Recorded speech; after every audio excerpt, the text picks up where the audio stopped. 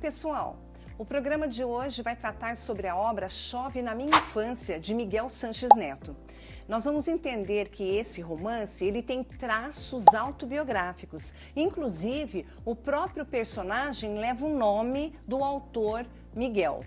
Essa história é contada a partir do ponto de vista de um menino que se vê sem pai no início da história, e isso tem a ver com toda o desenrolar dessa narrativa. É um romance de cunho psicológico, há muita introspecção. O que é isso? A personagem pensa, ela reflete, então o tempo que se sobressai nessa narrativa é um tempo psicológico. E a gente chama também de um romance muito intimista. Ele vai falar coisas muito sensíveis, né, da sua própria intimidade. Então, a narrativa, ela vai ter 3 pontos fundamentais, e o primeiro ponto começa quando esse personagem, ele vai relembrar a sua infância. Então, no início da obra, nós temos um fragmento que vai ilustrar essa volta ao passado do narrador. É como se ele olhasse para trás. Chovia demais naquela manhã. Uma chuva que molhava o piso de vermelhão da varanda da casa onde morávamos. Naquela época, casa de aluguel. Uma casa velha de madeira, e a varanda era circundada por uma mureta de alvenaria. A chuva alagava o território onde aquele que fui brincava de escorregar no piso. Veja o tom poético, né, dessa fala, parece que a gente se vê dentro dessa cena. A linguagem utilizada pelo Miguel, ela é muito metafórica, ela é muito sonora, muito sensitiva, é como se nós estivéssemos no momento presente daquela cena.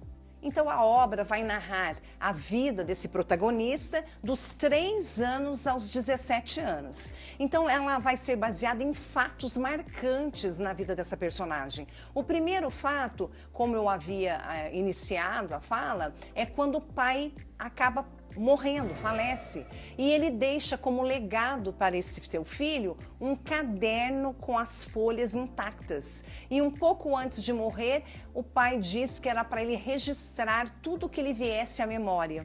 Então ali é como se fosse o nascimento do autor, né? Ele ganha um papel com folhas em brancos para registrar aquilo que mais lhe tocasse.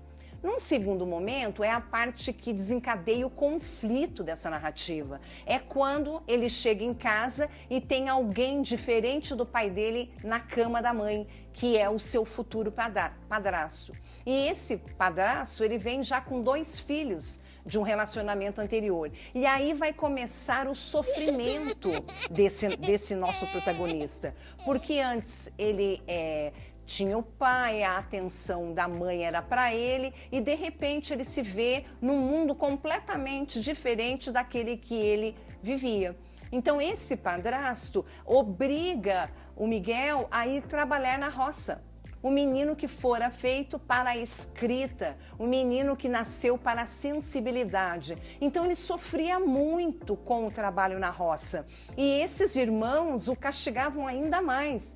Chamavam, né, de moleirão, de preguiçoso, e isso passou uma boa parte, né, da infância e da adolescência, esse tormento de alguém que era nascido para o conhecimento, para o estudo, e de repente se vê mergulhado em meio à enxada e à foice. Já na terceira parte, que seria o terceiro fato que marca essa narrativa, é quando é lida uma carta que a irmã Carmen escreve para o Miguel, mostrando que o pai não era aquele ídolo, aquele herói que ele imaginava que fosse. Então, no finalzinho da adolescência, no início da juventude, aquele pai que ele endeusava, né, e achava que é o seu grande herói, é normal, né, no sentido do que dessa normalidade? Ele é um ser humano, ele tinha coisas boas e coisas ruins, mas na cabeça da criança, né, se forma a imagem desse herói. E é aí que as coisas vão começar a entrar nos trilhos,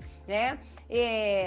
essa trajetória de querer ser escritor, e hoje ele é, né? Vocês poderiam me perguntar assim, professora, mas isso aí não é um fato biográfico? É literatura isso? É que ele se aproveita de algumas coisas que aconteceram com ele e muitas das coisas, né, que tem na obra, principalmente essa carta, são criadas, porque a literatura ela é ficcional, ela parte da invenção. Então nós temos uma história de hoje um professor de literatura brasileira, trabalha na UEPG e atualmente, ano de 2024, ele desempenha a função de reitor da Universidade Estadual de Ponta Grossa. Vale a pena, o livro é muito sensível, é muito bonito e eu aguardo você para o nosso próximo encontro do Para Entender. Dá a sua curtida ali para que nós, né, tenhamos aí uma visibilidade maior do nosso canal. Até a próxima!